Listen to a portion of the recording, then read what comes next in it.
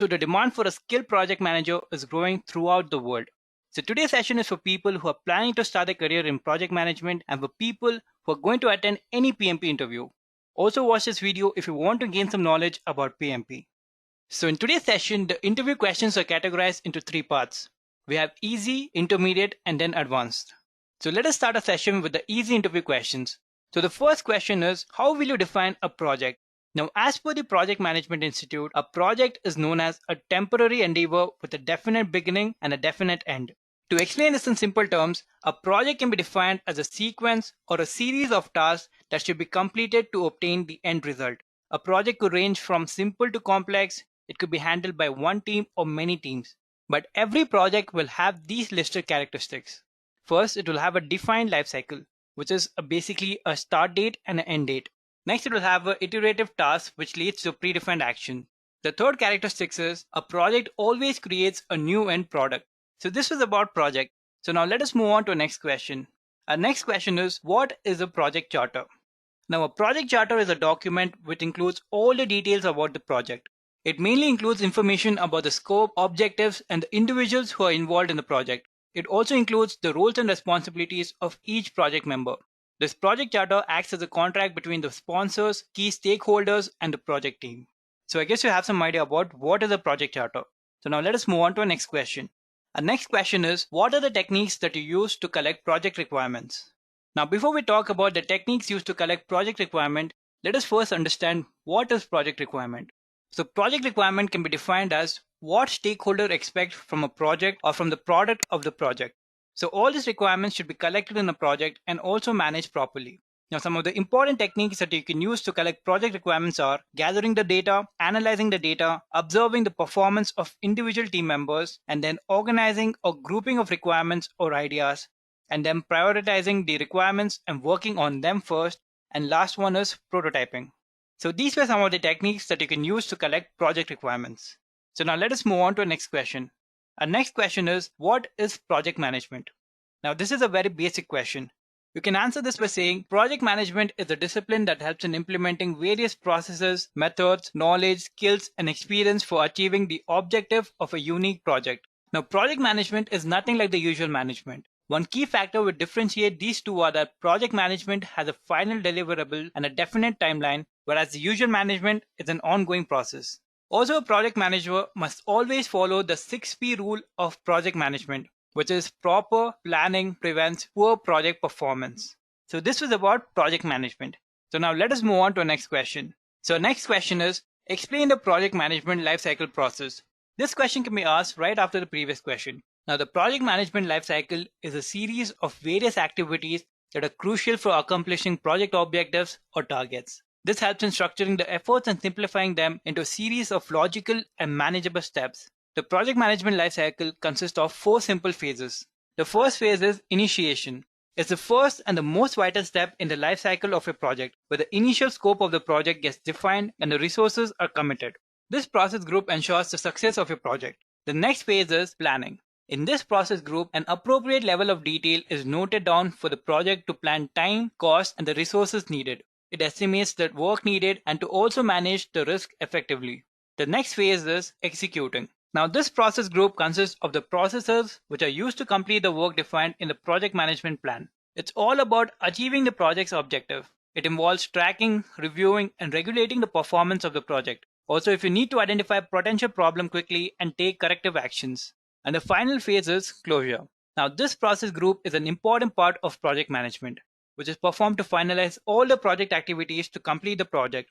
This means finishing all activities across all processes group, disbanding the project team, and signing off the project with the customer using the project closure report. So this was the life cycle of a project management process. Now let us move on to our next question. Our next question is, what are the most important skills that a project manager should possess? So these are some of the skills that a project manager should have. So firstly, he or she should have good communication skill. Next, leadership, and then team management, negotiation power, personal organization, and also risk management. So these are some important skills that every project manager should possess. With this said, let us move on to our next question. Our next question is, what qualities should a project manager have? Now this question is kind of similar to the previous questions. But these talks about the quality that the project manager should have. So project manager should be good at listening, observing, and learning. They should understand the client's need and what they want. They should also know their team members and their personalities. They should take opportunities to learn some new skills and also help out around the workplace. And finally, they should try to master the tools that their company uses. So these were some of the qualities that every project manager should have. Now moving on to our next question. Our next question is, explain the different types of leadership styles. Now leadership is a quality that every project manager should possess. Every leader has his or own leadership style to guide the team. The leadership style refers to a leader's characteristics, behavior while directing, motivating, guiding, and managing his team members to bring the best out of them. So in a project, they hold the responsibility to motivate others for better performance, creation, and innovation. There are basically 4 types of leadership styles, and your leadership style should be situational depending on the type of team you're working in and the importance of the task involved in the project. So the 4 types of leadership styles are delegate, supportive, directing, and coaching. With this said, let us move on to our next question. Our next question is, how would you decide what is an ideal project? Now, before you decide on what is your ideal project, you must consider the following questions. These questions will help you narrowing down your choices while making sure that your productivity maximizes. So the first question is, what type of work do you enjoy the most? Next, ask yourself how much you want to and are allowed to show your creativity. After that, the next question is, under what type of deadlines do you work the best? Next, how comfortable are you with trying out new things on a project? Next, do you prefer to always receive full credit for your work? And if you are okay with working as a part of a team or you prefer to work alone? Now, based on this question, then you can decide what is your ideal project. So now moving on to our next question. Our next question is, when will you consider that your project is off track and what will be your steps to ensure that it finishes within the given timeline? So firstly, to detect whether your project is on track or falling behind the agreed timeline, you must check the following pointers. First, if the budget is under control or no. Next, you need to check if the project scope keeps on changing. And next, you should check if the original goals are still present or not. And if the answer for all these pointers are true, then your project is definitely off the track and you must take immediate action to bring it back on track. Few steps that you might take are, you can discover the root cause, you can put in more time and effort to catch up, then you can try to follow the original goal or vision. Next, you can readjust the resource management according to the project requirement. And finally, you can keep open communication with the client and the stakeholders. So these were some of the steps that will ensure you that you finish the work within the given timeline. So let us move on to our next question. Our next question is, what is the difference between risk and issues? Well, one of the most prominent differences, issues are more of present focused, whereas risks are more of future focused. Next, issues always tend to be negative in nature, and risk could be either positive or negative. The next difference is, issues are generally documented in issue register, whereas risks are generally documented in risk register. The last difference is, the response to an issue will be issue workaround, whereas the response to risk is based on risk response planning. So these were some of the difference between risk and issues. Now let us move on to the next question. Our next question is, why does a project manager need to be proactive? Now a project manager has a higher chance of finding out the risk and implementing solution in order to minimize them. Being proactive lets them have more control over the project's tasks and resources.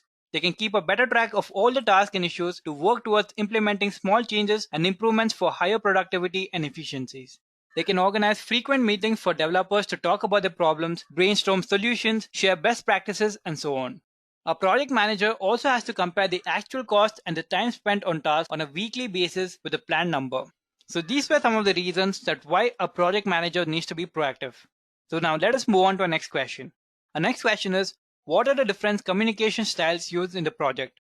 Now the type of communication used in a project will completely depend on the type of project you're working on and the type of team you have. But the types of communication styles that a project manager uses are written, electronic, face-to-face, and responsive. These are some of the different communication styles used in the project. So now let us move on to our next question. Our next question is, what do you understand by time and material contract? Now, this is a type of contract that is a hybrid contractual agreement containing aspects of both cost reimbursement and fixed price contract. Time and material contract resembles the cost reimbursable type arrangement where they have no definite end. This contract is generally used in projects whose accurate project size cannot be estimated or when it is expected that the project requirements would most likely change. So this was about the time and material contract. Now let us move on to the next question. Our next question is, what will you do if any of the customer are not happy with the quality or the result of the project by the end of the project? Now you can answer this question by saying, to handle an unhappy customer, you must show the customers that you value them. Next, you need to understand why they are not happy and figure out what modification they need. You should also try to incorporate the modification as soon as possible. And if this does not work, then try to convince and explain the customers that the project fits in with the agreed scope. So these were some of the steps that you can take to handle any unhappy customer. So now let us move on to the next question. Our next question is, what are the steps that you will take to do risk planning? So there are 5 important steps in risk planning. The first one is, now these steps include identifying and describing all the possible risks that might affect your project and its result. So to avoid this, make a note of all the possible risks. And during this step, you can start to prepare a project risk registry, which is a register to keep all the details of all the possible risks. The next step is to analyze the risk. Once risks are identified, the next step you should take is to analyze the likelihood and consequences of each risk. Now this is a very important step because you will understand the nature of the risk and its effects on the project goals and objectives. You should also input all this information to your project risk registry. The next step is to prioritize your risk. Now after analyzing all the possible risks, it is time for you to evaluate and prioritize the risk by determining the risk magnitude. Now the risk magnitude can be calculated as a combination of likelihood and consequences. So on top will be the risk which has the most chances of occurring and whose consequences are bad for the project and vice versa. You should also add this risk ranking to your project risk registry. The fourth step is to treat the risk.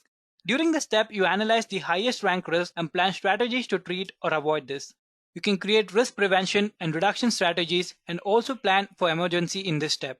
You then add this risk treatment measure for the highest ranking or the most serious risk to your project risk registry. This step is also referred to as risk response planning. And finally, the fifth step is to monitor and review the risk. Now this is a step where you review your project risk registry and with the help of it, track reviews and monitor the risk. So these were the steps that you will take to do risk planning. Now let us move on to our next question. Our next question is, customer or development team? Which one is the most important for a project manager? Now you can answer this by saying, both the teams are equally important as both of them are customer oriented. The development team works on developing product for the customers, while the customer team works on helping the customers with the products. A project manager should invest equal time with both the team and understand the requirement, solve the problems in order to increase the chance of productivity. Both these teams are interdependent on each other, so a project manager should focus equally on both the teams. So now with this said, let us move on to our next question. Our next question is, what methods will you use to deliver the results we're looking for? Now the answer for this question will change for every individual. But before you go to the interview, learn about the company, understand how the company carries out its job, so according to that, answer this question. But some of the points you can use here is, first of all, analyze and plan all the work to be done. Next, clearly understand and communicate the work properly. Following that, you can use the project collaboration tool to increase the productivity of the task. Then you can conduct weekly meetings and take updates, and if there is any problem, you can solve it. Then you can prioritize the higher priority tasks and complete them first. Next, you can come to the low priority task. So these were some of the methods that you can use to deliver the results. So now let us move on to our next question. Our next question is, work from home has become the new normal in the post-COVID world. Now, how well are you prepared to manage a remote team? You can answer this question by saying you're very well prepared to manage a remote team. Then you can talk about a few points on how will you manage a remote team. Some of the pointers that will help you answer this question is, you can have a well-organized workspace, you can have clear communication with your team members, you can conduct weekly meetings to discuss project updates and address any problems regarding the project. Then you can prioritize the important tasks first and work on them. Next, you can use project collaboration tools to improve the productivity of the task and also the teams. So these were the easy questions. Now let us move on to our intermediate questions and answers. The first question here is, what is stakeholder analysis and power interest grid used for? Firstly, stakeholder analysis is a technique used for identifying, analyzing, and prioritizing potential stakeholders who might be associated with the project in some way or another. It can also be defined as a process that should take place before the project begins, where you identify or analyze the stakeholders and group them according to various factors like interest in the projects, their contribution to the project, and their influence to the project. This helps in determining how to prioritize and communicate with different stakeholders. So this was stakeholder analysis. Now a power interest grid is used to classify the stakeholders according to the power over the projects and their interest on their results. And based on these two criteria, you can allocate a position for them in each of the power interest grid. So for stakeholders in the higher power and the higher interest grid, they should be managed very closely. And for stakeholders in the high power, low interest quadrant, we should put efforts to keep them satisfied But as they have low interest, you should not always disturb or bother them. Next, for stakeholders in the low power, high interest quadrant, you should keep them informed about all your project updates. And for stakeholders in the low power, low interest quadrants, they should just be given the least priority. You can just put minimum effort to them and just monitor them in case their position on the grid changes to something more significant. So this was about stakeholder analysis and power interest grid. So now let us move on to our next question. Our next question is how to prioritize tasks in a project. Now prioritizing tasks in a project is very important. It helps in ensuring successfully and timely completion of your project. Now in order to prioritize the task, you should follow the below pointers. The first one is you should list the task and responsibility. Next, you need to distinguish between urgent and important. Next, you need to access the values of each task, and according to them, order the task by estimated efforts. You should also stay flexible and you should be ready to adapt and also know when to say no. So these are some of the steps that will help you prioritize your task in a project. So now let us move on to our next question. Our next question is what is a WBS and how does it help in preparing a good plan? Now WBS stands for work breakdown structure, which is very important in preparing a good plan. Now as the name suggests, WBS is breaking up a project work into smaller and manageable parts which are known as work packages. WBS helps in preparing a good plan as it is integrated with cost, scope, and schedule baselines which ensures that the project plans are going as planned. So instead of planning for the entire project, it will be easier and more efficient to break down the project into parts and then plan for those individual parts. So it will be easier to plan, and even when there is a problem, it is easier to identify and solve the problem. A good WBS plan helps to achieve optimal results and leads to the development of a robust and accurate plan. So this was about WBS. Let us move on to our next question, which is how to handle a difficult stakeholder involved in a project. Since stakeholders hold a high authority and are an integral part of a project, having their consent is very important. But sometimes they can be a little difficult to handle. In such cases, you should accept the authority without fighting. You should remove all the negative emotion and understand the issues. You should ask for advice and listen to them. You should be tactful and honest with your decision and praise them and try to establish the connection. And finally, you should improve your communication with them. So these were some of the steps you can take to handle difficult stakeholders who are involved in your project. So now let us move on to our next question. Our next question is, what are the tools mostly used for improving the process activities? So some of the majorly used tools in the industry are comparing and baselining a process. Next, flow charting, followed by value stream mapping, and then we have cause and effect analysis, and last we have hypothesis testing. So these were some of the tools which are commonly used for improving the process activity. So now let us move on to our next question. Our next question is, how will you manage the team members who are not working to their full potential? To bring the best out of your team members, you must try to avoid any type of emotional confrontation with the team and stakeholders. You should encourage them to think and act on their own ways. You should help your team members in developing their decision-making abilities. Next, you should develop the performance tolerance threshold. Following that, you should strengthen the potential of the weak employees by surrounding them with stronger employees. Next, you should understand what motivates your employees and show your employees where they fit in the company's mission and visions. And then you should arrange a proper follow-up process and reward and appreciate their improvement to encourage them more. And finally, you should be ready to let them go if there is no scope for improvement. So with this said, let us move on to our next question. Our next question is, being a project manager, how will you game your team agreements for results?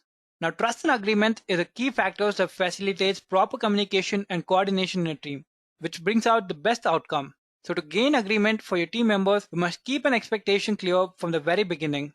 Next, you should build achievable milestones so that they don't feel pressurized. Next, you should collaborate and maintain team trust throughout the project and agree on terms with the team and ask their opinion as well. Next, you should schedule frequent accountable meetings and establish outcome results and consequences. And finally, you should clear out any conflicts among team members as soon as it arises. So these were some of the steps as a project manager you can take to gain your team agreements for results. So now let us move on to our next question. What is the formula for calculating the 3-point estimating method? Now there are two ways in which you can calculate the 3-point estimation. The first one is by triangular distribution, where you can calculate E by adding P plus M plus O divided by 3. Now P stands for pessimist, O stands for optimist, and M for most likely. The second formula for calculating the 3-point estimating method is beta or Perth distribution, which is E is equal to pessimist plus 4 times of most likely plus optimist divided by 6. So these were the two ways you can calculate the 3-point estimating method. So now let us move on to the next question. Our next question is, what is the difference between risk impact and risk probability? Now, risk probability is the chances that a risk will occur, whereas risk impact is the cost when a risk does occur. So here's a table of risk probability versus risk impact, in which you can see there are 4 categories. The first one is high impact and low probability. Next we have high impact and high probability. And third we have low impact and low probability. And finally we have low impact and high probability. Now as a project manager, you should focus more on high impact and high probability risk and less on low impact and low probability risk. So this was a major difference between risk impact and responsibility, and also tells you about how they are related. Now let us move on to the next question. Our next question is, explain the triple constraint triangle in project management. Now the triple constraint triangle is a combination of 3 key components which acts as the most significant restriction of any project. So the 3 constraints in this models are time, cost, and scope. Now each of these constraints forms the vertices of a triangle with quality as a center factor. So this was about the triple constraint triangle in project management. So now let us move on to the next question. Our next question is, what are the major types of risks you might encounter in a project? So here's a list of the most frequently encountered risks in the project. First we have cost risks, then schedule risk, performance risk, resource risk, technology risk, market risk, legal risk, strategic risk, governance risk, operational risk, and external risk. So these were some of the major types of risks you might encounter in a project. So now let us move on to the next question. Our next question is, you'll be using quality assurance and quality control for ensuring the quality of your final deliverables. Now, what is the difference between them? This question can also be asked as, what is the difference between quality control and quality assurance? So while quality control is used to verify the quality of the output, and quality control is done in the end with a check if the end product meets the expected standards, and it is a strategy for detection, whereas quality assurance is a process of managing the quality. It is done throughout the execution and the development process, and it is a strategy for prevention.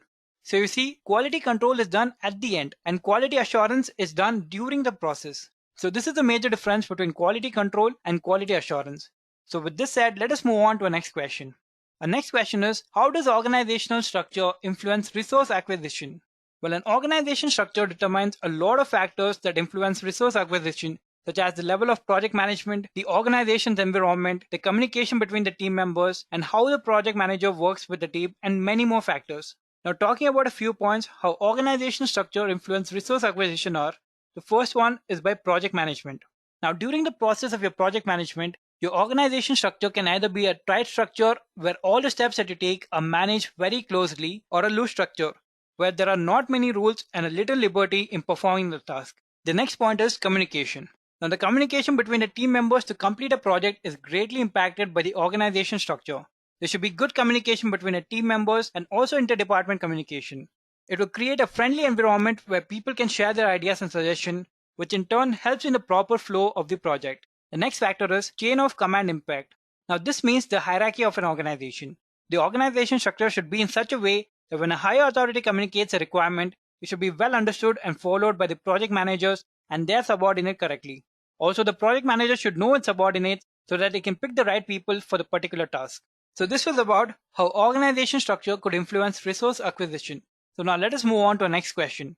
Our next question is, define planned value, actual cost, and earned value. First, talking about planned value. Planned value is a budget which is authorized to an activity or work breakdown structure. This planned value can be allocated in various phases over the lifetime of a project. So to calculate the planned value, use the relationship planned value is equal to BAC into planned percentage of complete. Next, talking about earned value. Now, earned value is a measure of work performed or the budget authorized for that work. In simple words, it's the budget authorized for completion of the work. And to calculate the EV, we should use the relationship earned value is equal to total percentage of the work completed into BAC. And finally, talking about the actual cost. Now, actual cost is a cost which is incurred for the completion of work or the task during the specific time period. In simple words, the cost you incur while you're completing the work in which EV is measured. Now, actual cost can be measured as it is related to planned value, which is budgeted, and earned value, which is measured. So now let us move on to our next question. Our next question is, what is effort variance? Effort variance in simple terms can be defined as the difference between the planned effort and the actual effort required to undertake the task. And to calculate the effort variance, you can follow this formula. Effort variance is equal to actual effort minus planned effort divided by planned effort into 100. So this was about effort variance. Now let us move on to our next question. What is the critical path method? Critical path method or CPM is a resource utilization algorithm which is used for scheduling project activities. So this algorithm is used to create a structure in which the tasks are executed. So to construct a CPM, it should include the following things. First, a list of all the tasks that have to be completed for the project. Next, the dependency between these tasks to understand which task is dependent on which task. And finally, the time estimated to complete these tasks. And based on these criteria, you can prioritize the task which has to be performed on priority. So these were the intermediate interview questions. So now let us move on to the advanced interview questions and answers. So the first question in advanced interview question is, what is the importance of maintaining a requirement traceability matrix? Requirement traceability matrix, or RTM, is a document which ensures that all the requirements that are defined for a particular system are linked to each and every point during the verification process. RTM also ensures that they are tested with respect to various test parameters and protocols. The importance of maintaining requirement traceability matrix is that RTM can be defined as a powerful planning tool which helps in determining various factors like the required number of tests, what are the type of tests required, and whether this test can be automated, done manually, or whether an existing test can be reused. Also, using the RTM, you can get result in the most effective test execution, which provides report of an overall defect status, focusing major on business requirements. So this is why you should maintain a requirement traceability matrix. So now let us move on to the next question. The next question is, what are the processes and process group in the project management framework? A process in the project management framework is defined as a way of doing tasks that are involved in successful completion of the project. These processes define the action to be taken along with the sequences.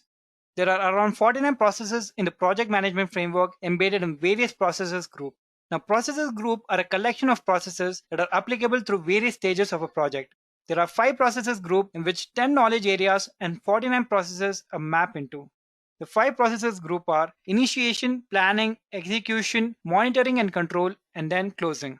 So with this said, let us move on to the next question. Our next question is, what is RAID in project management? Now, RAID in project management stands for risk, assumption, issues, and dependencies. These are very important items that a project manager must have knowledge about. So risks are the potential problems that can either have a positive or negative impact on the project, resulting in a deviation of the final result from the original plan. Next, actions. Actions are the tasks that you perform throughout the project. And then we have issues. Issues are the hurdles that you might face in the course of the project, which must be successfully resolved, or it might cause the project to fail.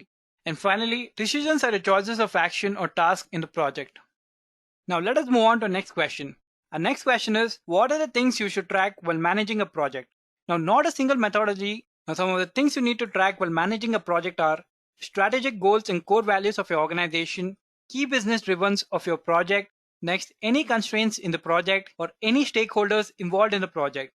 You should also measure the risks that might occur and the level of complexity of the project.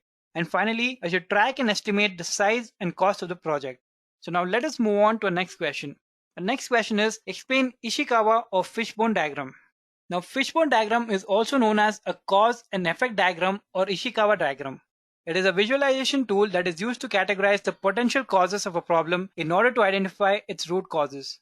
A Japanese quality control expert named Kaoru Ishikawa invented this fishbone diagram in order to help employees to avoid solutions that will merely address the symptoms of a much larger problem. You can see the fishbone diagram over here. What will be the effect of the options? So now let us move on to the next question. Our next question is, explain the entire team forming process you follow for your team. So there are development stages of a team which consist of forming, storming, performing, and adjourning. So let us talk about the steps one by one. First, we have forming. So in this stage, the entire group unites for the first time, where the focus is to build relationship with the team members and to clarify the mission of the project. Next, we have storming. Now in this stage, team members get more comfortable in sharing their opinions with the team, and there is the possibility of internal conflicts within the group. After this, we have performing. And by this stage, the team members learn to trust and accept each other. Each of these team members become competent, autonomous, and is able to handle the decision-making process without anyone's supervision. And finally, we have adjourning. Now this is the final step of the team forming process, which takes place after the project completion. In this stage, the team is broken up and resources are released.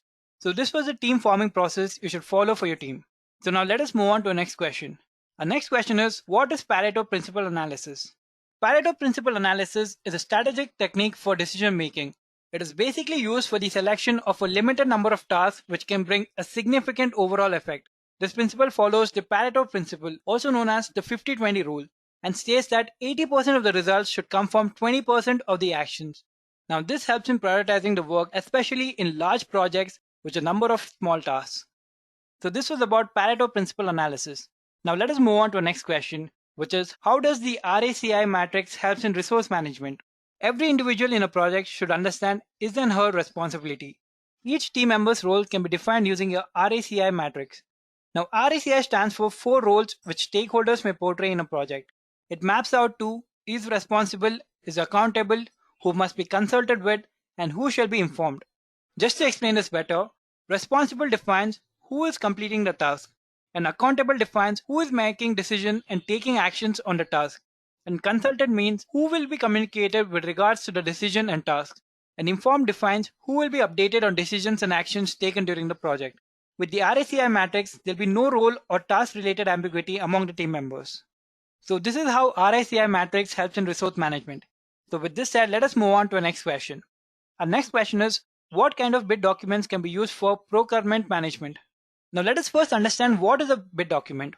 Now bid document is a document that comprises of a proposal which is often made through a bidding process. It can either be done by a person or a company and will include what are the important factors like delivery schedule, the availability of the product, the prices, and so on. So the different types of bid documents that are used for procurement management are Request for Proposal or RFP. Now RFP is a document which is used by buyers to specify all their purchasing needs and any supporting requirements which will help the sellers understand what are the needs of the buyer. Next we have Request for Quotation. Now RFQ is a formal document used as a request for price quotation and to specify all the requirements for certain purchases clearly. But the major differences between RFQ and RFP is that RFQ is a relatively smaller document and it only provides the specification of the item to be purchased and a request for a quotation, which is unlike RFP. The next bid document is Request for Information.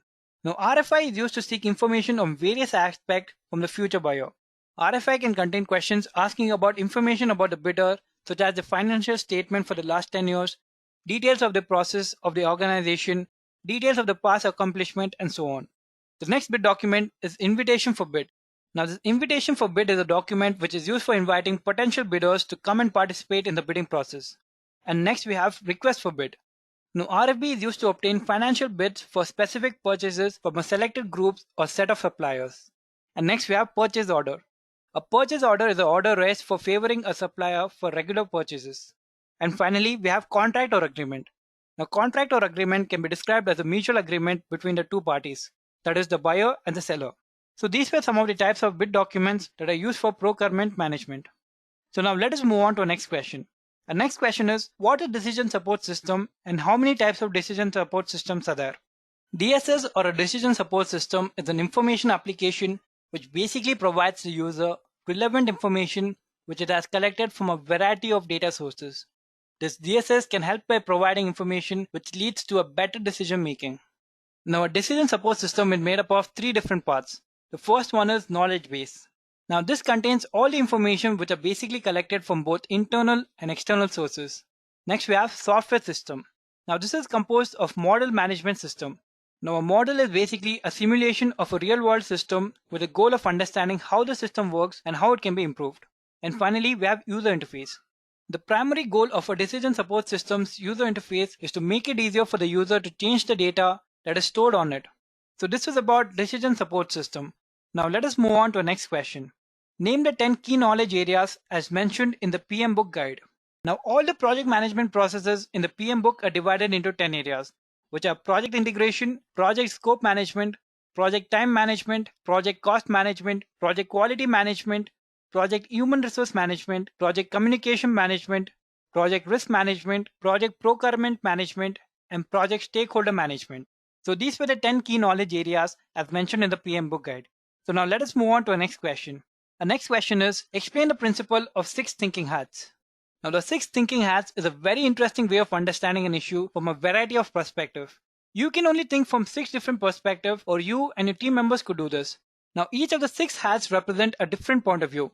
Let us talk about them one by one. First is the white hat. Now a person who has the white hat will only talk about the information.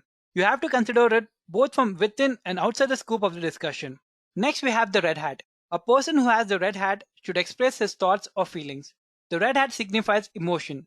You can express emotion and feelings and share likes, dislikes, loves, and hate. The objective here is to address the credibility of an emotion that are a part of certain discussion.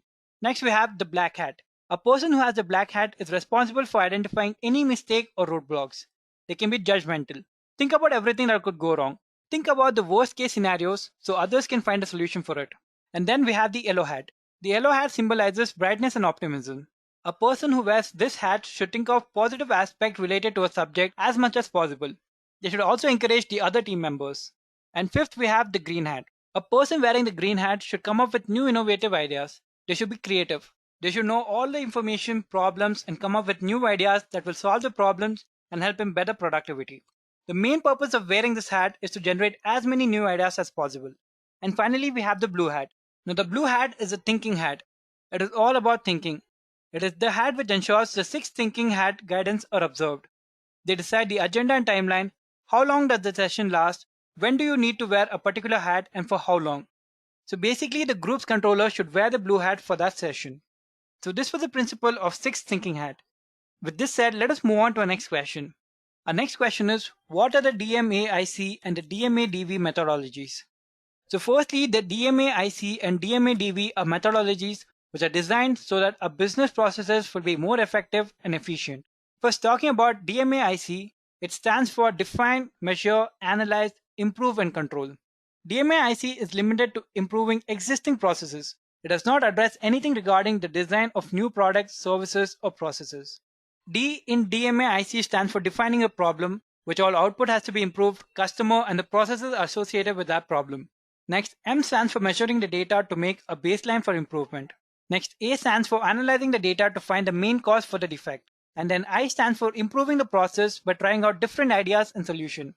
And finally, C stands for Controlling process implementation to sustain the improvements. Now, talking about DMADV, it stands for Define, Measure, Analyze, Design and Verify. DMADV, unlike DMAIC, is majorly focused on the process of designing new products, services, or processes. D in the DMADV stands for Defining Design Goal. Next, M stands for Measure and Identity of the characteristics that are critical for the quality. And then A stands for Analyzing the data to find the best design. Then D stands for Planning and Designing the product, service, or processes.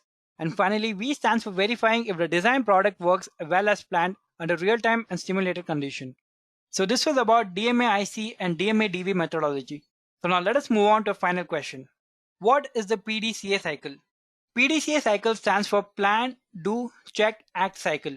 It is a 4-step problem-solving technique which is used to improve business processes. It was originally developed by an American physicist named Walter A. Stewart. It is a cycle, which means it keeps iterating or repeating these 4 steps. The first step is plan. These steps include planning a project in such a way that it defines clearly what the project goals are and what are the best ways to work towards the goal. It is basically setting up framework for all the operations that should be done. The second step is do. These steps include executing the actions which are planned. This do stage can be broken down into parts. The first part includes assigning the task to the individual and training them. The second part includes the actual process of doing the work, and the third part is noting down the progress and insights for future evaluation. Next, the third step is check. This step is used to check if the project objectives are met. It also includes checking if the completed project addresses both successes and failures. So if there are any failures, further changes have to be made. Next, the fourth step is to act. These steps include performing any corrective actions that were needed after the evaluation in the previous step. Now this cycle can be repeated until you get the optimal results. And with this, we have come to the end of this interview question and answers video. I hope it was helpful. Do leave your